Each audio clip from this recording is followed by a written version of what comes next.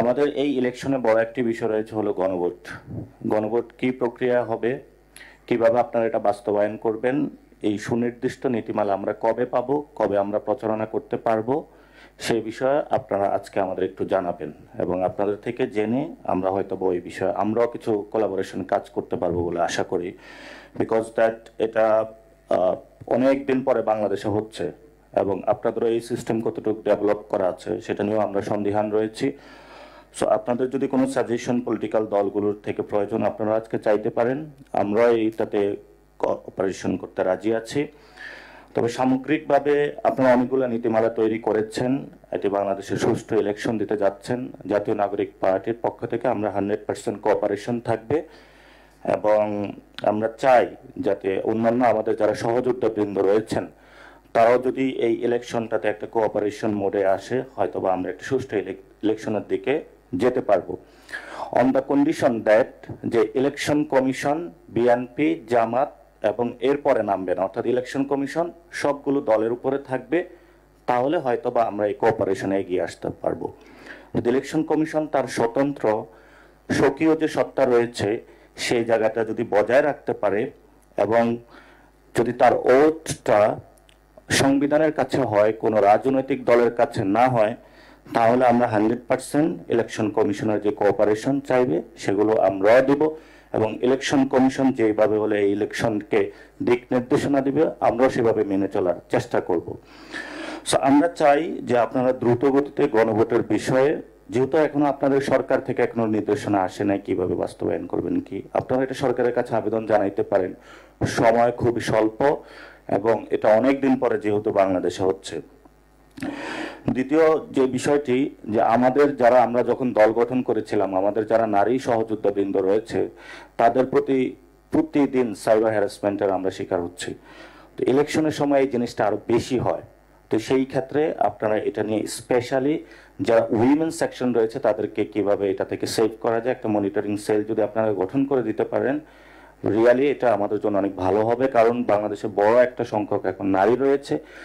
এখানে এই সংস্কার কমিশনের মধ্যে আমরা প্রস্তাবনা রেখেছিলাম যাতে নারীদের বড় একটা অংশগ্রহণ বাংলাদেশে এনশিওর করা যায়। আরেকটি বিষয় রয়েছে যেটা হলো এই তরুণ প্রজন্ম এখন যেহেতু এই ইলেকশনে অংশগ্রহণ করবেন, এটা ফেস্টিভ মোড করার জন্য আপনারা প্লিজ আইন শৃঙ্খলা বাহিনীকে একটু অ্যাক্টিভ করবেন, যা হয়তো একটু বিশৃঙ্খলা যদি সৃষ্টি হয়, হয়তো বা তরুণ প্রজন্ম যে ইলেকশন প্রসেস গণতান্ত্রিক প্রক্রিয়ার মধ্যে দিয়ে একটা সম্মান বোধ আসছে এটা যাতে নষ্ট না হয়ে, কারণ যদি একবার এটা আবার নষ্ট হয় হয়তোবা তারা আরেকটি বিপ্লবের পথে চলে যাবে। এটা আমাদের জন্য কারোর জন্য কোনো সুখকর বিষয় হবে না। আরেকটি বিষয় রয়েছে যে প্রবাসী ভোটারদের যে প্রসেসটা, এটা নিয়ে আমরা ইলেকশন কমিশনকে বেশি সিরিয়াসনেসের জায়গা দেখি নাই। কারণ আপনারা এখন যে প্রসেসগুলোতে যাচ্ছেন একটা টাইম লিমিটেড টাইম দিয়েছেন, আমরা বলেছি যে এটা লিমিটেড টাইম না করে একটু বৃদ্ধি করার জন্য বা প্রসেসগুলো অনেক আগে চালু করার জন্য যদি এটা করতে পারতেন তাহলে হয়তো বা প্রবাসী ভোটারদের টার্ন বা আউটটা রেশিওটা অনেক বেশি পড়তো। এখন টার্ন আউটটা অনেক কম হবে, পরে আপনারা বলবেন যে প্রবাসী ভোটার বেশি পড়ে না, আমরা এটার পিছনে টাইম ওয়েস্ট করতে চাই না। তো প্রবাসী যারা ভোটার ডায়াসপোরাতে রয়েছে তারা আমাদেরকে অনেক বেশি কনসার্ন জানিয়েছে। সো আপনারা একটু সিরিয়াস হয়তো এটা দেখবেন। জানি আপনাদের অনেক ব্যস্ততা রয়েছে, এটা একদম যে প্রতিষ্ঠানকে একদম ভেঙে দেওয়া হয়েছে ওই প্রতিষ্ঠানের আপনারা দায়িত্ব নিয়েছেন, কিন্তু যেহেতু দায়িত্ব নিয়েছেন আপনারা যদি এই দায়িত্বটা আরো একটু বেশি করে আদায় করেন হয়তো আমাদের সবার জন্য ভালো হবে। পরিশেষে বলবো প্রতীকটা কিন্তু একজনের পরিচয়।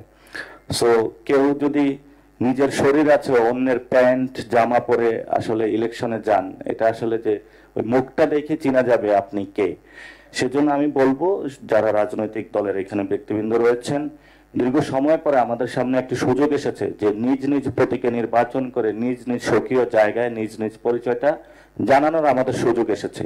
এই অপরচুনিটি আমরা লস্ট করব না, এটা আমাদের জন্য একটি বড় পাওয়া।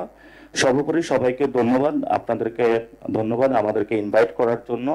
আজকে একটি সুন্দর আলোচনা হয়েছে এবং আমরা আশা করব যে আপনারা প্রত্যেকটা রাজনৈতিক দলের জন্য একজন অফিসারকে একটু ট্যাগ করে দিবেন। অর্থাৎ আমরা যদি একজন ব্যক্তিকে অথবা যে কোনো একজনকে বারবার কোনো কিছু পাঠাতে হয় তাহলে এটা আমাদের জন্য প্রবলেমেটিক, আপনাদের জন্য প্রবলেমেটিক।